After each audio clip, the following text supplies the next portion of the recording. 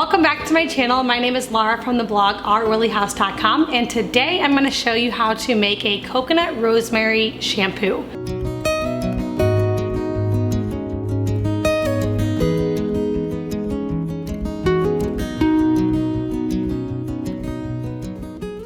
I love making my own hair care products. If you've been around my channel for a little while, you already know that I've shared hair mask, hair serum, shampoo bars, conditioner bars, lots of hair care things.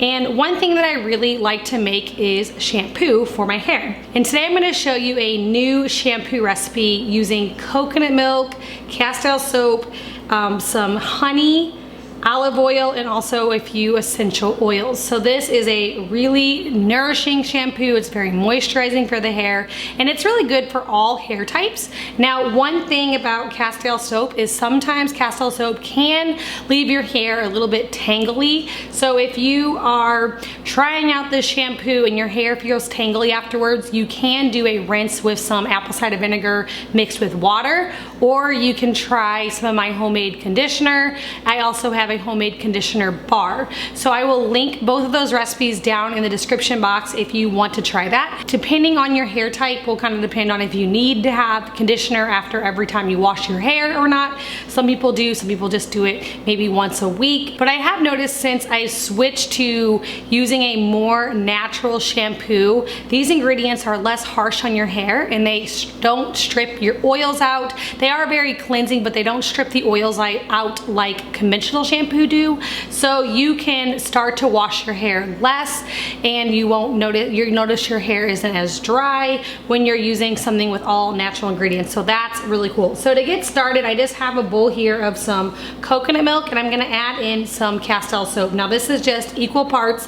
I have 1/4 cup of coconut milk and 1/4 cup of the castile soap. So I'm just going to pour the soap into the coconut milk, and I'm going to mix these really well together. Now you will notice that coconut milk and castile soap, that really helps the shampoo to lather, and it helps it to bubble up, and so it's a good combination. And also both of these ingredients have some great benefits for your hair. I wrote a whole blog post on this shampoo, and I kind of listed out all the things that these ingredients can do for your hair. So if you're interested in that, you can go over to my blog and read it. I'll have the post linked down in the description box. So after I mix together the soap and the coconut milk, I'm going to mix together my olive oil and honey, but I'm going to do it in this separate bowl here because I want to make sure that the two are mixed really well before mixing it into the other bowl.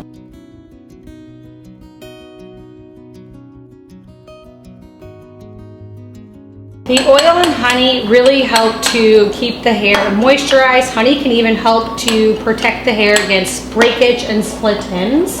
Okay, so now I'm just gonna mix the honey and oil into the other bowl, and this is just a 1/2 teaspoon of honey and 1/2 teaspoon of the oil. And then I'm just gonna again stir these ingredients up really well to make sure that everything is well combined. Now if you want your soap to be a little bit thicker and even to lather a little better, you can add in a teaspoon of vegetable glycerin. That really helps to make the shampoo lather, but that is completely optional. Okay, now what I'm gonna do is I'm gonna add in about 10 drops of vitamin E oil. Vitamin E oil will help to preserve this a little bit, and it also has really good benefits for the hair. It is very moisturizing, and that vitamin E in there is really good for shine, and also helping with just strengthening the hair. And so I like to add in that vitamin E oil. And then I'm going to add in my rosemary essential oil. Now I actually have rosemary and lavender here because those two oils are my favorite for the hair. Both strengthen and lengthen the hair, and so I really like to use the two of these.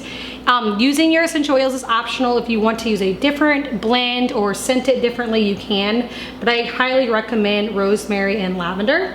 And I'm doing 10 drops of rosemary, and then I'm gonna do 5 drops of lavender. I just think that blend together smells really good. And this blend really works well for a man or a woman. And you can even use this for a child as well. So it really doesn't matter the age for this shampoo. And then we're just gonna stir it again, and then this shampoo is done.